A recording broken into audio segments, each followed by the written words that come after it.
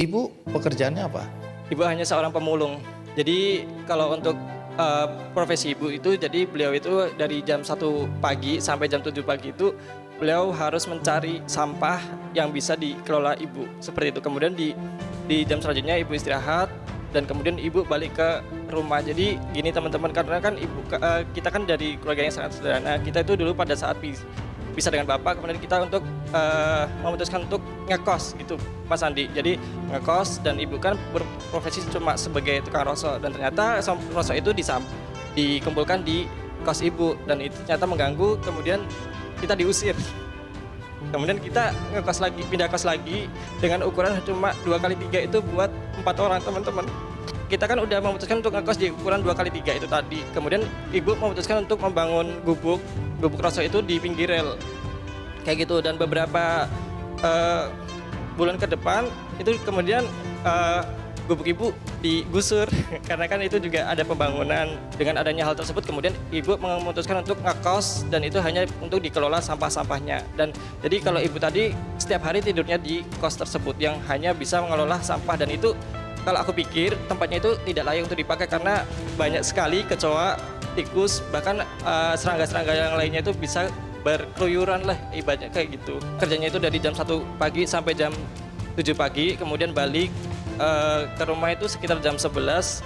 Cuma ngasih makanan itu pun kalau ngasih makanan ya Mas Andi, kadang tuh ibu tempat menitipkan kertas kecil tuh kayak, maaf ya hari ini ibu nggak masak kayak gitu.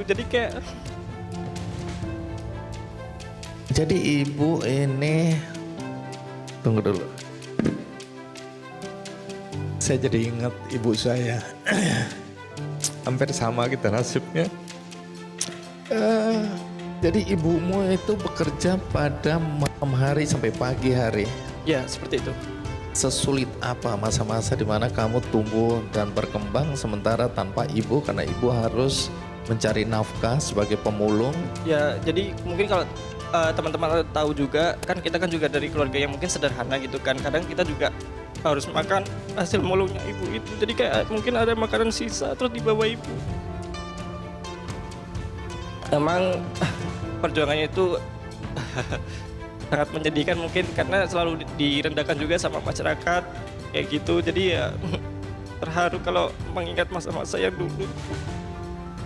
Tentu kami semua di sini bertanya-tanya ya, bagaimana mungkin anak seorang pemulung ya yang harus menghidupi anak-anaknya dengan situasi dan kondisi seperti tadi, lalu kamu kok bisa sekolah sampai setinggi ini?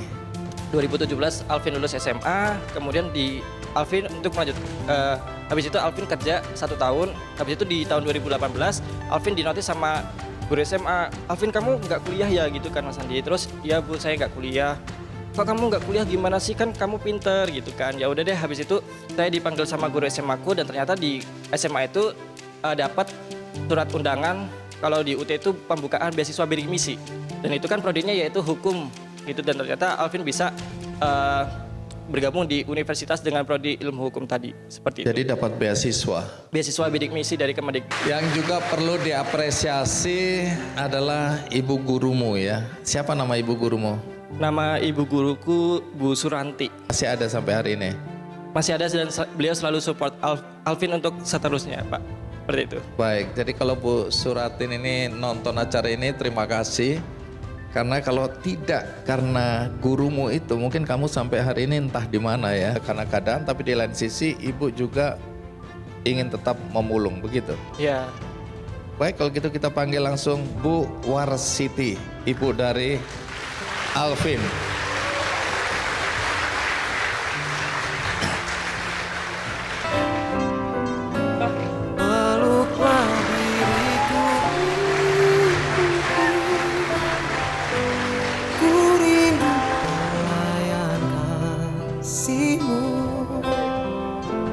Doakanlah selalu diriku untuk jalani hidup ini. Tuhan tolong jaga ibuku. Iya, Bu Warsiti, terima kasih ya sudah mau hadir ya. Masih mau kangen-kangenan? Kami kan? tunggu 7 hari 7 malam, nggak ada masalah. Aduh, saya juga nangis jadinya Bu, suaranya serak. Bu Warsiti ya, Iya, masih memulung Bu. masih. Kenapa? Ya saya kalau nggak nyari rosok, nggak pemulung itu nggak makan Pak. Ntar kalau dapat kita kumpulin kan buat beli beras. Menghidupin anak-anak dan keluargaku. Waktu Alvin sekolah kan buat saku sekolah Pak, biar anak saya sekolah. Semua anak-anak yang masih duet itu biar sekolah Pak, biar punya pendidikan. Jadi kita nyari rosok itu saya kumpulin, ntar kalau jual ya buat saku sekolah anak, buat belanja, buat beli beras itu Pak. Jadi Ibu memang tahu ya situasi dan kondisi sehingga Ibu berjuang untuk supaya anak-anak bisa sekolah dengan baik walaupun Ibu harus memulung. Iya, Kerja dari malam sampai pagi. iya sampai sore jam 4. Oh, sampai sore lagi. Iya, Buat ngelola sampah itu, Pak. milah-milah mengolah gitu Pak. Oh, setelah di Ya. rumah masih kerja Ya. lagi untuk memilah-milah. Iya. Ini mulung apa nih Bu? Ya botol, ya plastik, kardus itu Pak. Terus dijual ke ada yang menampung. Iya, pengepulnya. Rata-rata bisa mengumpulkan berapa Bu dalam sehari atau seminggu? Ya, seminggu itu nggak pasti Pak, soalnya harga ya naik ya turun, kadang ya laku 500, ya 600, nggak mesti kadang 400. Tapi kalau buat kebutuhan ya kurang lah Pak. Alvin, sekarang dari perspektif Alvin ya, nggak malu punya ibu pemulung. Tidak, karena beliau adalah wanita cantik yang membangun kekuatan dari masalah, tumbuh kuat dengan doa, dan tersenyum selalu dalam tekanan. Seperti itu. Tapi apakah kamu dalam keseharian atau dalam kegiatan-kegiatanmu menyembunyikan siapa ibumu dan profesinya apa? Tidak pernah. Saya sangat bangga mempunyai Ibu Warsiti sebagai Ibu Alvin.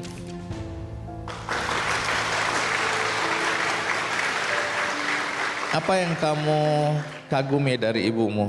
Karena beliau selalu memberikan yang terbaik untuk anak-anaknya, jadi rintihan dan keringat beliau itu adalah semangat hidupku. Seperti itu, Mas Andi.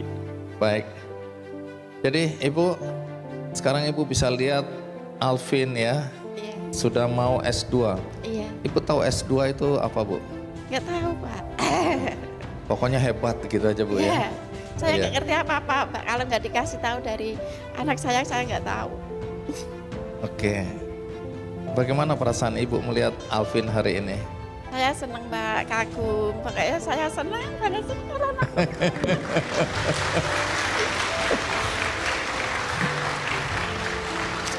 Baik.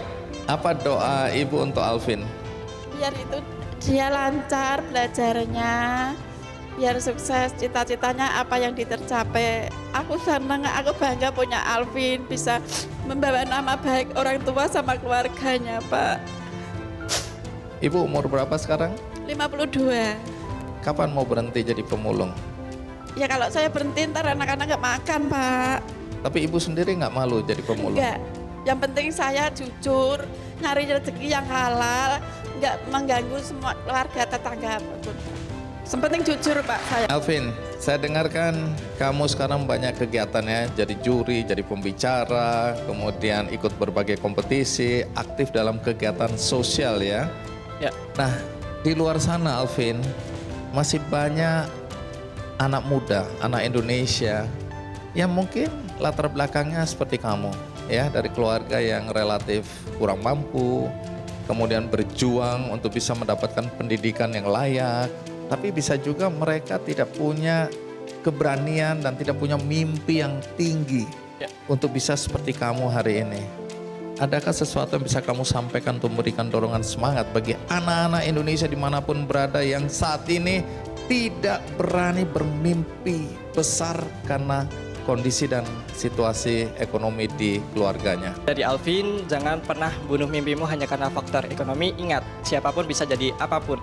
Jadilah versi terbaikmu setiap hari, karena badan boleh lelah, mata boleh basah, tapi hati tidak boleh menyerah. Kamu tidak perlu hebat terlebih dahulu untuk memulai, akan tetapi yang perlu kamu lakukan adalah memulai untuk menjadi hebat. Semakin tinggi mimpi yang kamu punya, semakin besar juga pencapaian yang akan kamu dapat. Dan tidak ada mimpi yang terlalu tinggi untuk dicapai, yang hanya ada niat terlalu rendah untuk melangkah. Seperti itu.